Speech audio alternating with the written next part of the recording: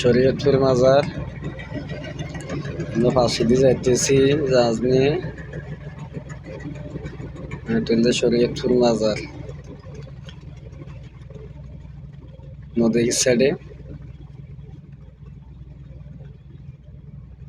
একদম নদীর কিনারের মধ্যে মাজারটা।